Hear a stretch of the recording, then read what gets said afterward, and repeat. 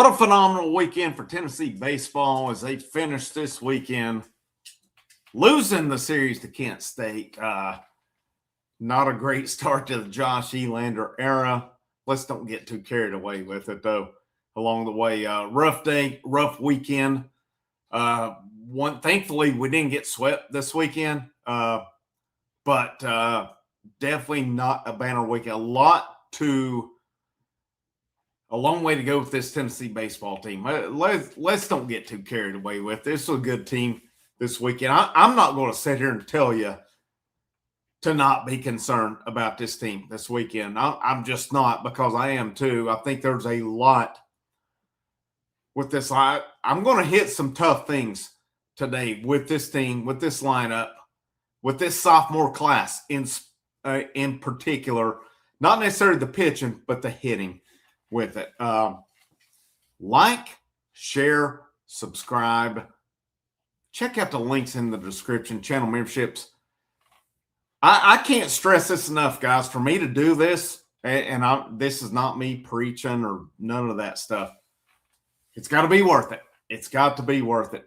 Channel Patreon, $1 a month. Links in the description. I cannot stress to you how much I appreciate that, how much it helps the channel along the way. If that pisses you off for me to promote my channel, I don't know what to tell you. I've had that happen before, but let's get into this thing today.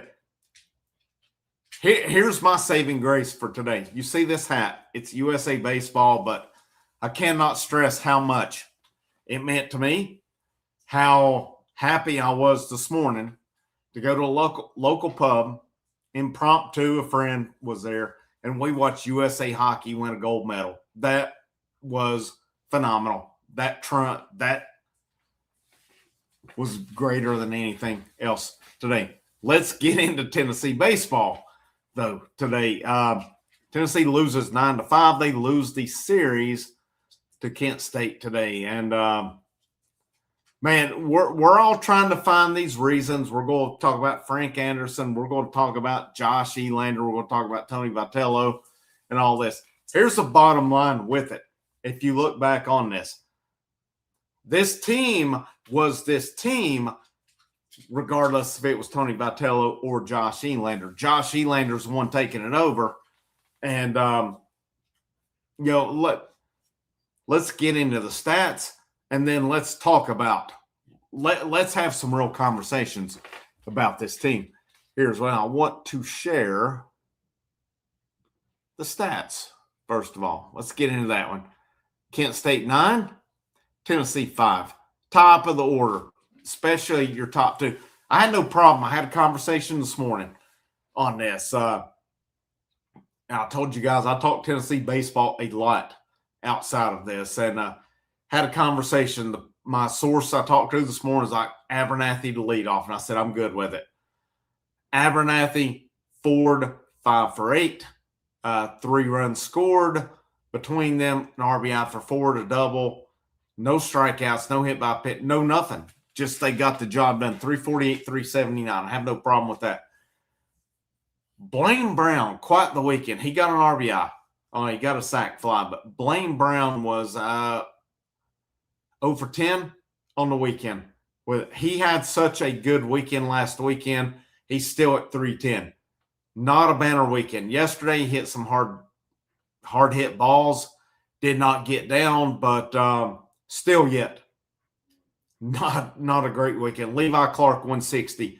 Levi Clark needs to go to the bottom of the lineup. Again, I'm going to get honest with you guys on this one as well. Tyler Myatt, the fact that he's down in the 6 hole, get him to 4th and keep him there. It's going to make a difference when Garrett Wright and Blake Grimmer come around, but I said this in my preseason predictions, and I'm sticking by it. Once 1 or 2 of these freshmen, Eisfelder and Tracy, gets a shot, they're not coming out of this lineup. And,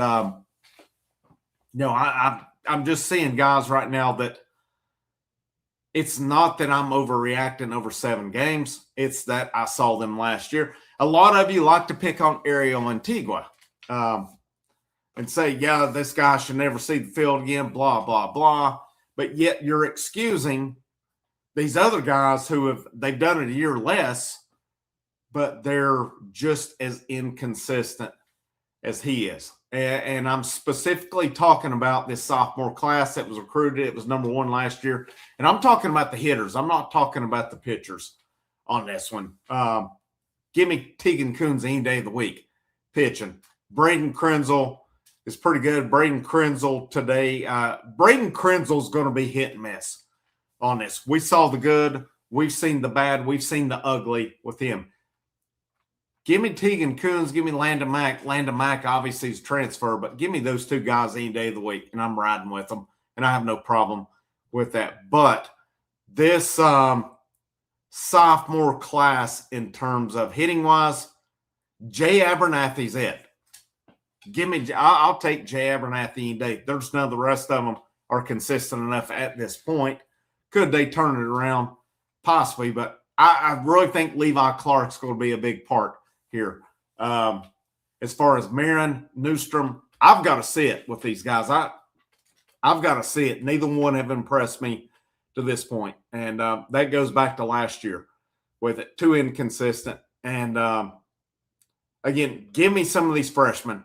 I would have liked to see Trent Grenlinger in catching today. I would like to see Icefelder and Taylor Tracy get opportunities as well. I think it is what it is there. I'm going to hit some of your comments. Lots of comments here. We're at 64. Thank you guys so much for tuning in.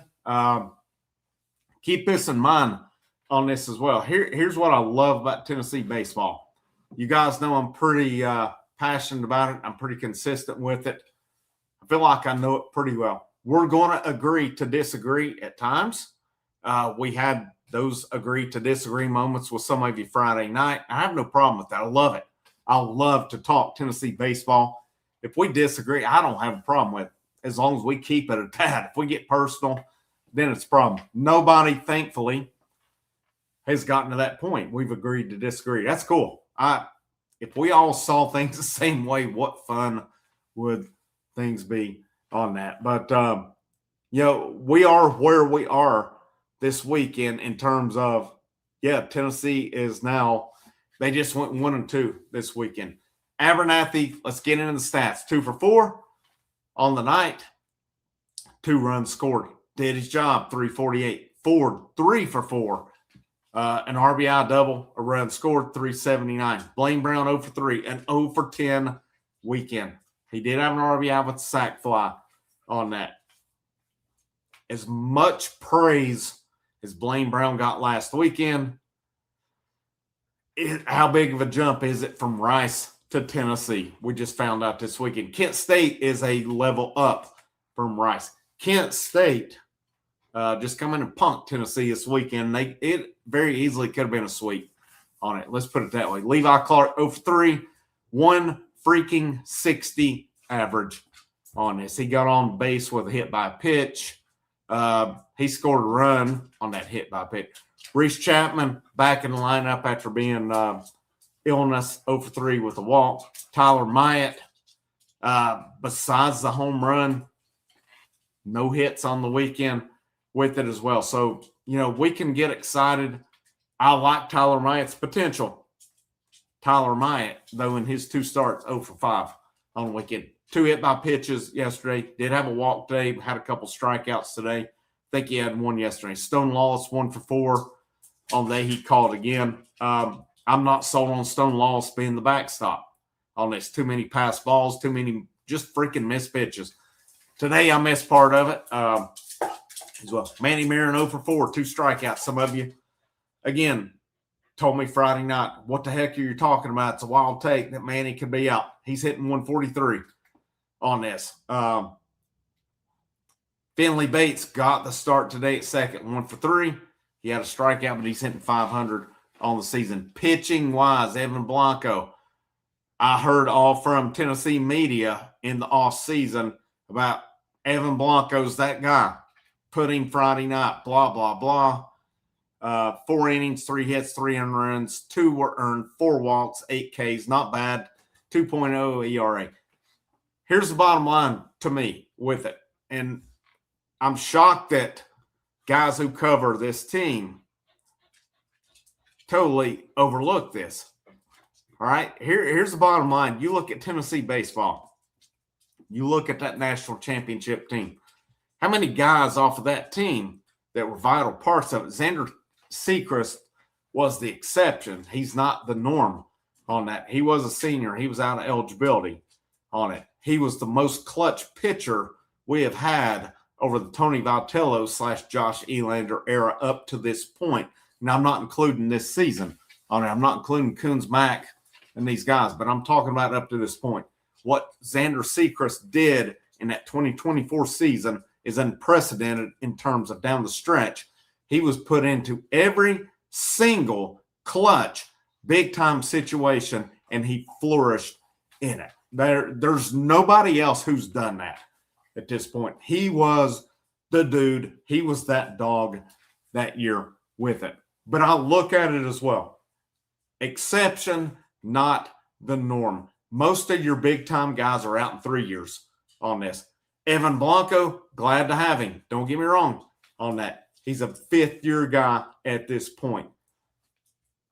Let's call it what it is. Tegan Coons is going to be first team 2 years in.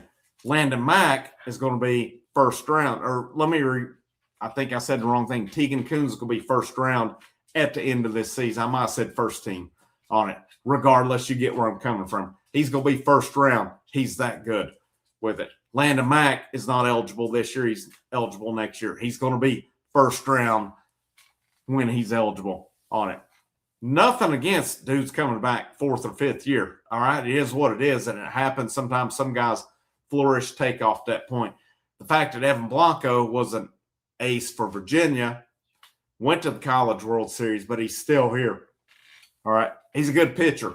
He'll be in the minors. Don't get me wrong on that, but heard all fall about this is the guy, blah, blah, blah.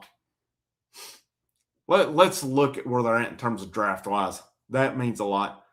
And again, you can agree to disagree with me or whatever. I'm calling it like it is. I'm not trying to crap on any players. I'm just calling them like I see it and where they are at. Let's get back into stats. This one surprised me, though. I'm high on Ethan Biotto, but did not record an out. 3 runs, 2 earned, 2 walks on the day, 1 hit by pitch. Nick Abraham won an inning, 1 strikeout, 4 hit by pitches again today. What the flip is going on here with these hit batsmen? Maybe it's just a case of Josh Elander talked about this Kent State team is not afraid to take one. They're not afraid to. And my thing of it is, though, if these Kent State guys are in the batter's box and the pitch runs in and they take it, that's on Tennessee. That's not on Kent State. Good on them for being for wanting to wear one on it. That's my opinion on it. I think if they stick their arm out or their leg over the plate, yeah, that's not right. If a pitcher runs it in on dudes in the batter's box, they should not have to move. I don't like that rule a lot of times where it's like, well, they didn't try to get out of the way. They should not have to if it's in the batter's box on it. If it's over the plate, that's one thing. If it's in the batter's box, if they want to wear it, they can wear it on it. Nick Abraham, 1 inning, 1 K, 1 hit by pitch. Brady Frederick, 2 2/3, 3 hits. He was doing good until he wasn't doing good. 3 hits, 2 runs, 2 earned, 5 strikeouts, 6.75 ERA for Brady Frederick. He has had some good moments, some rough ones. Braden Krenzel, I was impressed with Braden Krenzel's outing on Friday, but I'm still concerned about him and his control. With it, 1 hit, 1 run, 1 walk, 1 wild pitch, 1 hit by pitch on it. Braden Krenzel is going to be hit and miss on it. Bo Rudy, I was glad to see him bounce back in 4 batters, 1 1/3, 1 strikeout, 2 flyouts, a ground out, a strikeout, 17 pitches, 13 strikes, 3.37. I'm going to stop sharing at this point. We'll hit your comments here as well. Am I concerned? To an extent. Yes, to an extent. Am I ready to just fire Josh Elander? Am I ready to just throw the towel in on this year? I'm not. No, not at all on this one. Let me get. Definitely go hit your member comments. Again, hit the like, the share, the subscribe. Member comments. We're up to 20 members. That's big time. I really appreciate that. Patreon, there's more of the, again, $1 a month for Patreon can go to help the channel greatly. Memberships are out there. I'm hopefully going to upgrade your membership qualities this week on that. Let's see where we're at. JL, member of the channel. That was disgusting. Not a banner weekend by any means. This is a pretty good point. If we're not producing runs against Kent State, good team. I don't think this is the prototypical pitching staff we're going to see, though. I really don't. And they shut us down for the most part. We got 5 runs today. That's not bad.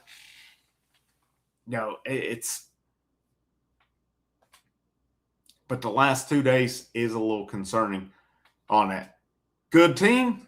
But again, I don't know. Both teams had to play it. I've talked to numerous people. I feel it's a coin toss with Antigua and Marin. People like to give Marin more of the benefit of the doubt because he's in his second year versus Antigua's third. Their bats are about the same. I think Manny may have a little more pop than Ariel does, but as far as fielding wise, give me Ariel any day of the week on that. If we got to play one of them, people told me I was crazy saying about Marin could be looking for, somebody could overtake him or whatever. But again, I think that I don't say it to crap on these guys. I'm just analyzing it. I'm giving my opinion on it. To play baseball at Tennessee, you're a good baseball player. Doesn't mean you're a bad baseball player. Maybe you're struggling or whatever. Maybe you're not up to par at this point. People will say dudes suck. None of these guys that play for Tennessee sucks. All right? None of them at all. None of these guys that play for Kent State sucks. I'm just putting it out there. It's a tough game sometimes.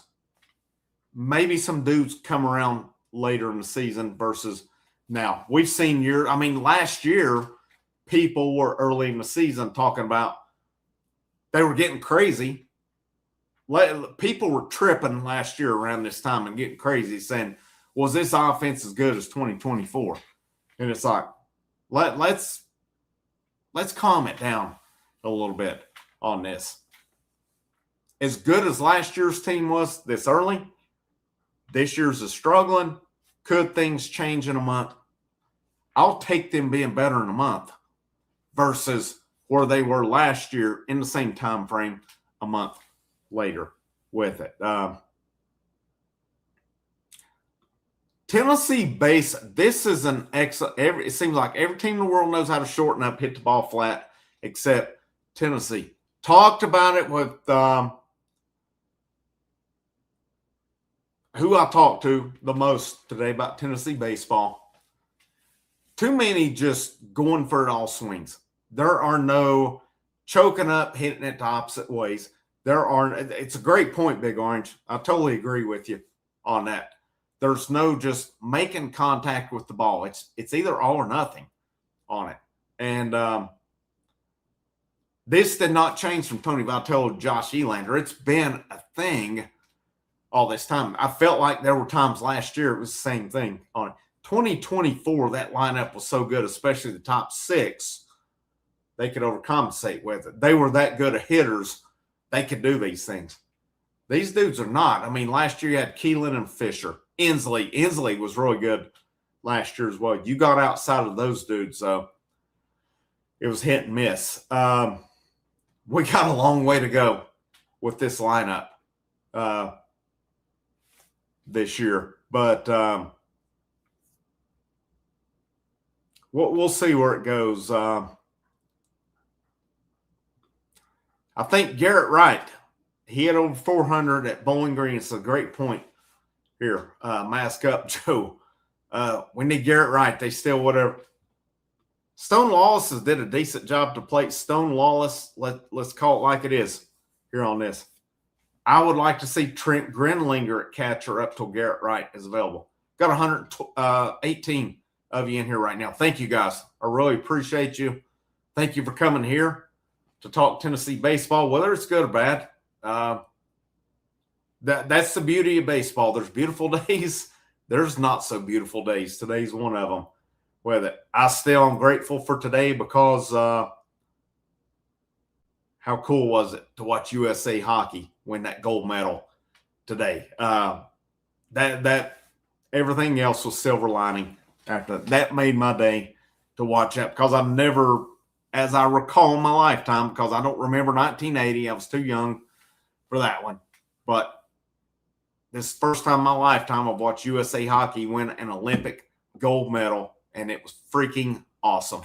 It was freaking awesome. And I would have had it no other way than them to beat their biggest rival on it because I've watched him lose to Canada numerous times. Pretty cool on that. I'm going through your comments here now.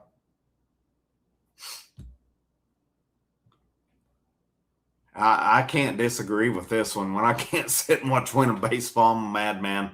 It is aggravating. It is. I'm not ready to throw the towel in on this team, but there's definitely – I mean, they scored 5 runs today. You think about it, 5 runs yesterday wins you the series. It sucks that Landon Mack took a loss yesterday. He definitely did not deserve that one. Today, though, I mean, Kent State scores 9, Tennessee scores 5.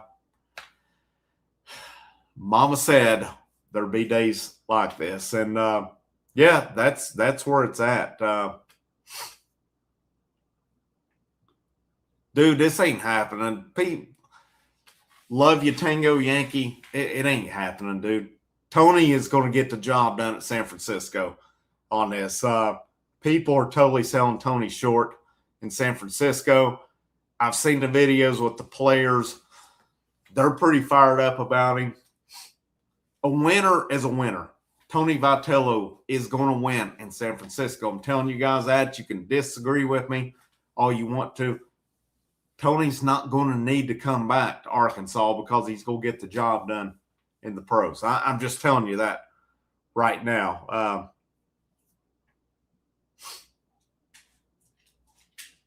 I definitely think Garrett Wright.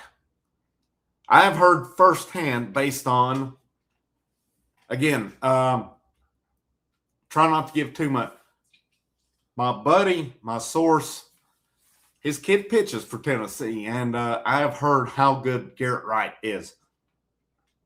When we get him back, he's going to make a big difference in terms of his arm, in terms of his presence catching. We could look at the video on him all day long in terms of in the MAC and the Cape Cod League.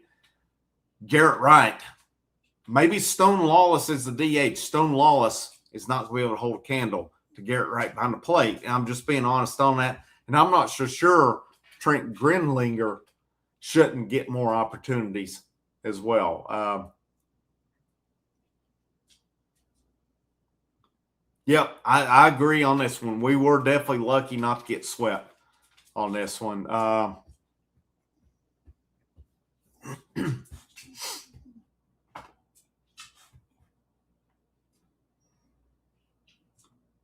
We had some frustration. I mean, this is a good point. I mean, this point in the year, people were still pretty high.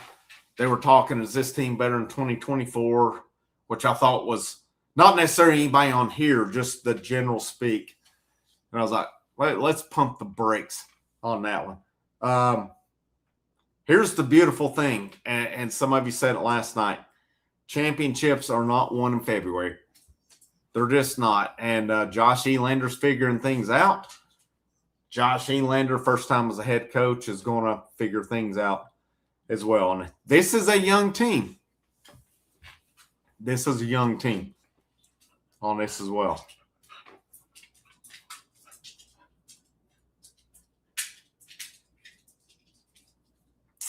Let's see. I'm trying to catch up on comments. I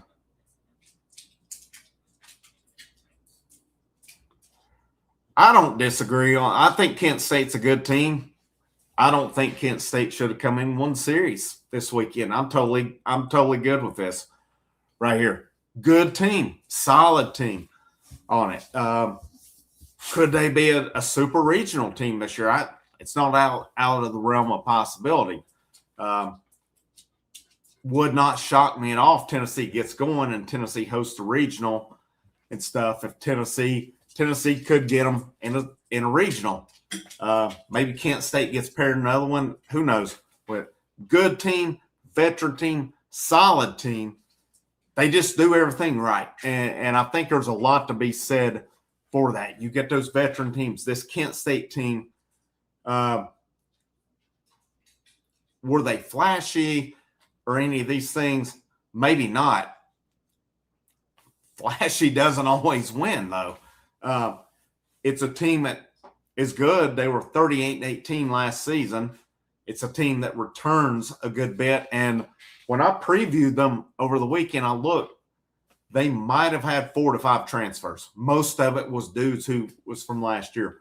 They got a good coach. They got a good team. They're solid. They're veteran. Sometimes just making the plays and just doing your job. Just doing their job won them yesterday's game. If Tennessee does their job, Tennessee possibly locks that series up yesterday. Kent State did. Tennessee did not with it. I totally agree with this. If you have to play, if it's one of them, Ariel or Manny, give me Ariel. Give me Ariel on it. Y'all can agree to disagree with me on that one. And I know Manny is draft eligible this season, but I think as of now, it's in Manny's best interest to not be draft eligible this season and get another year with it. It is what it is.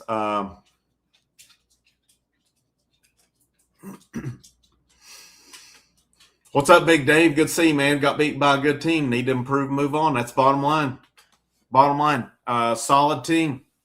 Solid team we played this weekend. Again, I'm not going to sit here and tell you that I think we should have lost the series, but I'm going to sit here and tell you, too, that was a very solid team.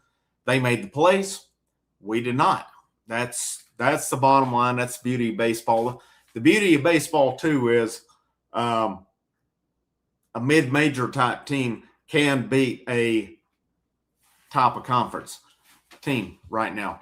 Tennessee's going to have some growing pains. They're a young team. I still think Tennessee's going to be a force to be reckoned with. And I said it preseason, this team win a national championship. Am I thinking I look a little crazy at this point? It's possibly so, but I still think you get Garrett Wright healthy.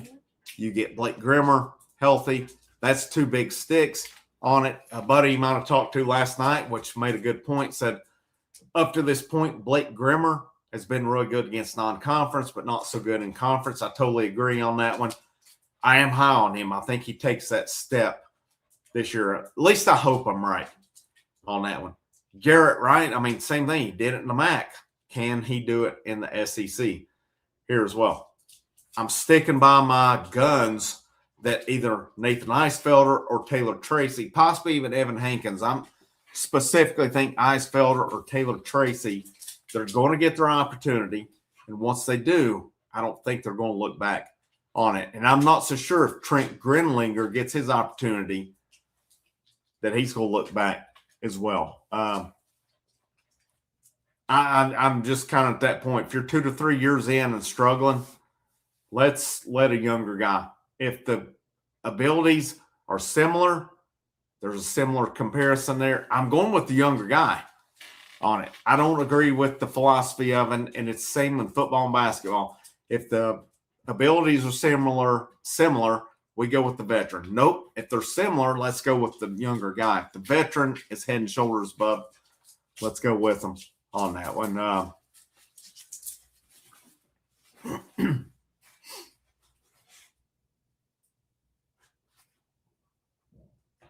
I kind of missed this part. Maybe I know Frederick ended up with a couple runs, but let's see who come in after him. Krenzel.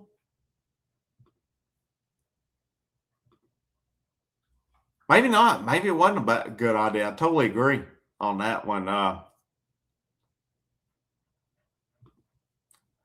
Babel 8219 seems like everything. Member of the channel. Need to hit that. Appreciate your members. Appreciate you Patreon guys. Appreciate all of you. Don't get me wrong on that. Seems like everyone's trying too hard, trying to hit home runs instead of getting on base. How many balls were hit right into the shift? Starting pitching was great. Great points. Great points. Hit the like buttons, providing therapy for 120 of. We're at 9. We were at 120, 90 now. Pretty cool. There's one. Not gonna lie, Tony, I don't really care. A gold medal is a gold medal to me because I had no recollection of 80. I was 4 years old, maybe even 3 in 1980. This one meant something today, whether it's pro, whether it's college. I'm not complaining about it. Loved it. It was awesome. Let's see here. Getting close here.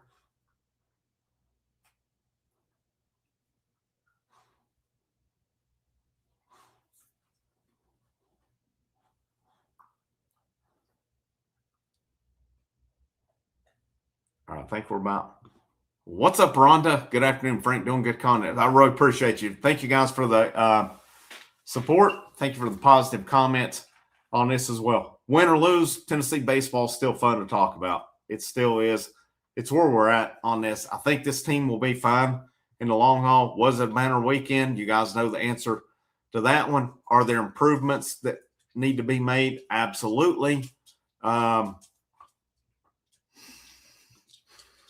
Will this be an every weekend thing? No, I don't think so. And I expect this team to bounce back next weekend. What I'm positive about next weekend, we're going down to Arlington. We're going to play UCLA. I'm sticking by my guns on this one. Tegan Coons is going to shut UCLA down. I mean, you look at Coons and Mack, man. What more do you want out of the two guys? Coons didn't have his best stuff Friday. He shut Kent State down. They got one hit off of him. And the one hit was, one of those CNI singles. It wasn't anything particular. Wasn't anything specific on that. Mack was excellent yesterday. Just didn't have the run support on that. I mean, we were 0 for the game with runners in scoring position. I'll tell you what, Joe. Come back here on Friday and tell me if you want to bet on that one. Come back here on Friday and tell me about that. I bet you it ain't going to happen. I will bet you it's not going to happen. And I appreciate you being here. Don't get me wrong. We can agree to disagree. I'm just having fun on this one. We're not getting smoked by UCLA. Coons is going to shut them down. Will we hit with them? I don't know. After this weekend, I don't have confidence with it. Totally get you, man. Totally get it on there. As always, man, appreciate you being in here for sure. But bottom line, we got to get our hitting going. We got to get our hitting going on this for sure. And I'd say I wanted to see.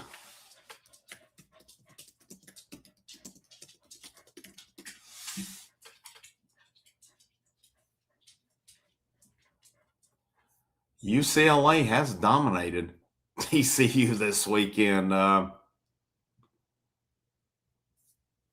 Trying to see 10-2, 5-1. I don't know. I'm betting on Coons. 10-2 Friday, 5-1. Looks like maybe they're playing now. Possibly, I don't see one. You guys have heard me on this one. You guys have heard me what I've gone. I have the utmost confidence in Tegan Coons, and I'm still sitting here telling you he's going to shut UCLA down on Friday. All right, you can hold me to it. I'll come back and eat the crow if he doesn't. But I'm going to be here to tell you on Friday when he shuts them down, we win that game, that I told you so on it. Just the bottom line with it. With that said, let's see. What's the schedule looking like moving forward? Bellarmine. Let me pull it up here just a minute. Seems like a good opportunity to get some things back with it. We got Bellarmine Tuesday, 4 o'clock on it. I'll be live post-game. We'll discuss it. We'll talk about it. Tennessee should obviously take care of business in that one. They might open with Blaine Brown, but I think you're definitely going to see a heavy dose of Cameron Appenzeller on Tuesday. No doubt about that one. Next Friday, 4 o'clock, UCLA, Globe Life Field.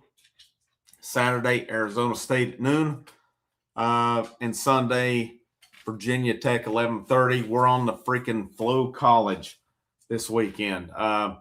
So if you can figure out a way to get a free trial, or if you know a family member that's got it, that's what I'm going to try to do, and we'll see what I can pull off on that one as well. Following Tuesday, it's ETSU.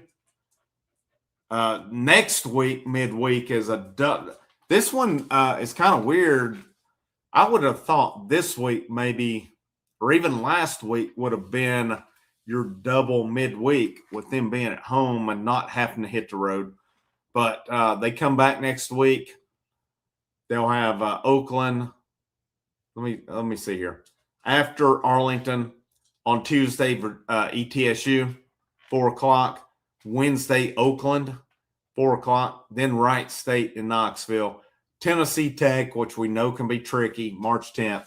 And then it gets real. They go to Athens. SEC play does begin at that point. So they still got a couple, still a little over 2 weeks to kind of get things going. Hopefully get them going at that point.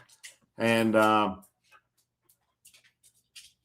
yeah, I mean, you know, we've seen it. Kent State was no joke. Wright State's not either. There's honestly not an easy weekend series left this season. I don't consider any SEC series easy. Globe Life next weekend, UCLA, Arizona State, Virginia Tech, then Wright State the following weekend. I'm not including midweek. ETSU midweek's going to be tough. ETSU's got a pretty good team again this season. And then, you know, it's going to be prove-it time for this team, no doubt about it. But I'm going to wrap up on that one. Hit the like, hit the share, hit the subscribe as well.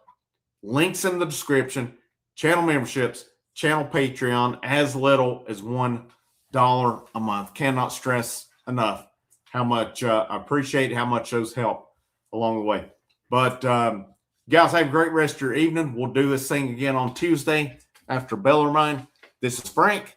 This is the House of Orange, and I will see you when I see you.